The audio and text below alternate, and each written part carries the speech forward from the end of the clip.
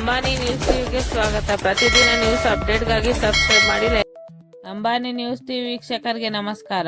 ಪೌರಾಯುಕ್ತೆಗೆ ಧಮಕಿ ಹಾಕಿದ ರಾಜೀವ್ ಗೌಡ ಅರೆಸ್ಟ್. ಕೇರಳದಲ್ಲಿ ಅಡಗಿದ ಆರೋಪಿ ಕೊನೆಗೂ ಪೊಲೀಸ್ ವಶಕ್ಕೆ. ಪೌರಾಯುಕ್ತೆ ಅಮೃತಾ ಗೌಡ ಅವರಿಗೆ ಫೋನ್ ಮೂಲಕ ಬೆದರಿಕೆ ಹಾಕಿದ ಪ್ರಕರಣದ ರಾಜೀವ್ ಗೌಡನನ್ನು ಪೊಲೀಸರು ಕೊನೆಗೆ ಬಂಧಿಸಿದ್ದಾರೆ. ಕಳೆದ 13 ದಿನಗಳಿಂದ ತಲೆಮರೆಸಿಕೊಂಡ ಈತ ಕೇರಳಕ್ಕೆ ಪರಾರಿಯಾಗಿದ್ದಾನೆ.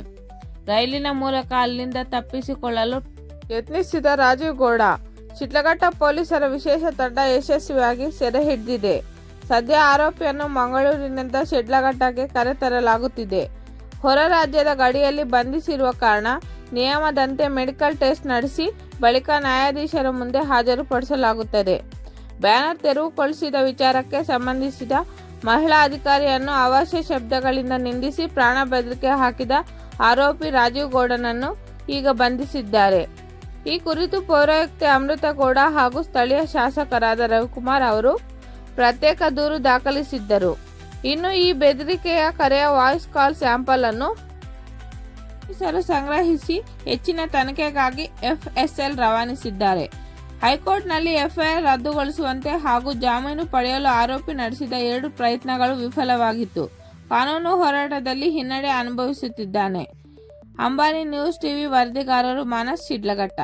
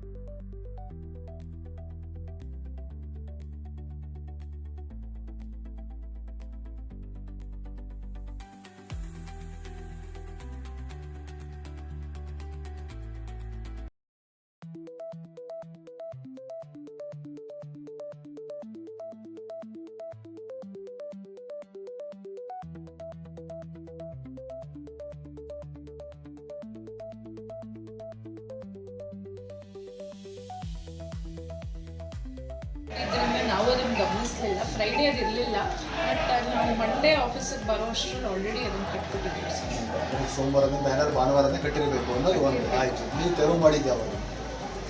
ಅದನ್ನು ಮಂಡೇ ಮಾರ್ನಿಂಗ್ ನಮ್ಮ ಸಫಾಯಿ ಕರ್ಮಚಾರಿಗಳು ಅವರು ಇಲ್ಲಿ ದೈನಂದಿನ ಕೆಲಸಕ್ಕಂತ ಬಂದಾಗ ಅದು ಹಿಂಗೆ ಸ್ಲೋಪಿಂಗ್ ಆಗಿ ಅರ್ಧ ಬಿಚ್ಚೋಗಿದ್ರಿಂದ ಅದು ಬಿದ್ದೋಗ್ತಾ ಇರೋ ಪರಿಸ್ಥಿತಿಯಲ್ಲಿ ಇದ್ದಿದ್ದರಿಂದ ಯಾರೋ ಗಾಡಿಗೆ ಟಚ್ ಆಗಿದೆ, ಆಕ್ಸಿಡೆಂಟ್ ಆಗಿದೆ ಅಂತ ನಿಜಾನ ಇಲ್ಲ ಸುಮ್ಮನೆ ಆಕಸ್ಮಿಕ? ಇಲ್ಲ, ಅಲ್ಲಿ ಒಂದು ವೆಹಿಕಲ್ ಟಚ್ ಆಗಿದೆ ಅಂತೆ. ಟಚ್ ಆಗಿದ್ರಿಂದಾನೇ ಆಮೇಲೆ ಅಲ್ಲಿ ಬೆಳಗಿನ ಜಾವ ಇದ್ದಿದ್ರಿಂದ ಸ್ಕೂಲ್ ಮಕ್ಳುಗಳೆಲ್ಲ ಅಲ್ಲಿ ಓಡಾಡ್ತಿದ್ದಿದ್ರಿಂದ ಪೇರೆಂಟ್ಸ್ ಸರ್ಕಲ್, ಅದು ಚಿಕ್ಕ ಸರ್ಕಲ್ ಇದೆ ಹೆಲ್ತ್ ಸೆಕ್ಷನ್ ಅವರಿಗೆ they felt that it is eligible. ಅದು ಇದು ಇಶ್ಯೂ ಆಗ್ತಿದ್ರಿಂದ ಅದನ್ನ ತೆಗ್ದಿದ್ದಾರೆ. ಬಿದ್ದೋಗಿರೋದನ್ನ ಒಂದೇ ಬ್ಯಾನರ್, ಬೇರೆದು ಯಾವುದನ್ನು ನಾವು ಯಾವುದು ಟಚ್ ಮಾಡಿಲ್ಲ. ಇಲ್ಲ, ಅದಕ್ಕೆ ಇನ್ನೂ ಪರ್ಮಿಷನ್ ತಗೊಂಡಿಲ್ಲ. ಎಸ್ ಎಸ್ ನಮಗೆ ರಿಕ್ವೆಸ್ಟು ಅದನ್ನ ಫ್ರೈಡೇ ಈವ್ನಿಂಗ್ ಅವರೊಬ್ರು ಮುಖಂಡರು ನನಗೆ ವಾಟ್ಸಪ್ ಮಾಡಿದ್ರು, ಕಾಲ್ ಮಾಡಿ ಹೇಳಿದ್ರು, ನನಗೆ ಕಾಲ್ ಮಾಡಿ ಹೇಳಿದ್ರು. ಅದನ್ನ ವಾಟ್ಸಪ್ಪಲ್ಲಿ ಫಾರ್ವರ್ಡ್ ಮಾಡಿದ್ದೀನಿ ಮೇಡಮ್ ಅಂತ ಹೇಳಿದ್ರು. ನಾನು ನನಗೆ ನನ್ನ ಪರ್ಸ್ನಲ್ ಕೆಲಸ ಇದ್ದಿದ್ದರಿಂದ ನೋಡ್ಲಿಕ್ಕಾಗಿಲ್ಲ. ಮಂಡೇ ಅದನ್ನ ಟ್ಯೂಸ್ಡೇ ಯೂಶುವಲ್ ಪ್ರೊಸೀಜರ್ ಹೇಗಿರುತ್ತೆ ಅಂದರೆ ಈಗ ಬ್ಯಾನರ್ ಕಟ್ಟಬೇಕು ನಾನೇ ಅಂತ ಇಟ್ಕೊಳ್ಳಿ, ನಾನು ಪರ್ಮಿಷನ್ ತಮ್ಮ ಲೆಟರ್ ಕೊಡಬೇಕು, ವಾಟ್ಸಪ್ ಕಟ್ಟಬೇಕು. ಲೆಟರ್ ಆಫೀಸಲ್ಲಿ ತಂದು ಟಪಾಲಲ್ಲಿ ಕೊಡಬೇಕು. ಅದಿನ್ನೂ ನಾವು ಕೊಟ್ಟಿದ್ದೀವಿ ಅಂತ ಹೇಳಿದ್ದಾರೆ, ಬಟ್ ಅದು ನಮ್ಗಿನ್ನೂ ಟಪಾಲ್ ಪ್ರೊಸೆಸ್ಸು ಆಗಿರಲಿಲ್ಲ. ಶುಲ್ಕ ಕಟ್ಟಬೇಕಲ್ವ? ಶುಲ್ಕ ಕಟ್ಟಬೇಕು. ಅದನ್ನ ಮಂಡೇ ಅವ್ರು ಬಂದು ನಾವು ಶುಲ್ಕ ಕಟ್ತೀವಿ ಅಂತ ಹೇಳಿದ್ರು.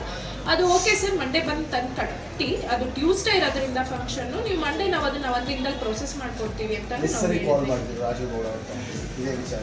ಸರ್ ಒಂದ್ಸರಿ ಮಾಡಿದ್ರು, ಇದು ಹಿಂಗೆ ಇಶ್ಯೂ ಆಗ್ತಿತ್ತು, ನಾನಿದು ಅತಿರೇಕಕ್ಕೆ ಹೋಗ್ಬಾರ್ದು. Så priskada nemlig ನನಗೆ ಒಂದು ಅನಾಮಧೇಯ ಪ್ರಸ್ತಾವಯ ಪೋಸ್ಟ್ ಬರೆದಿತ್ತು. ಅದನ್ನು ನಾನು ನಮ್ಮ ಪಿ ಡಿ ಸರ್ ಅವರಿಗೆ ತಿಳಿಸಿ ಅವರು ಹೇಳಿರೋ ಥರ ಅದನ್ನು ಪೊಲೀಸ್ ಡಿಪಾರ್ಟ್ಮೆಂಟ್ ಅವರಿಗೆ ಹ್ಯಾಂಡ್ ಓವರ್ ಮಾಡಿ ಅಂತ ಅವ್ರು ಹೇಳಿದ್ರು. ಏನೇ ಬಂದರೂ ಅದು ಪೊಲೀಸ್ ಡಿಪಾರ್ಟ್ಮೆಂಟ್ ಅವ್ರಿಗೆ ಒಂದ್ಸರಿ ಇನ್ಫಾರ್ಮ್ ಮಾಡಿ ಅಂತ. ಅದನ್ನು ನಾನು ಅವರಿಗೆ ಪೊಲೀಸ್ ಡಿಪಾರ್ಟ್ಮೆಂಟ್ ಅವ್ರಿಗೆ ಇನ್ಫಾರ್ಮ್ ಮಾಡಿದ್ದೀನಿ sir, as per instructions from our secret office.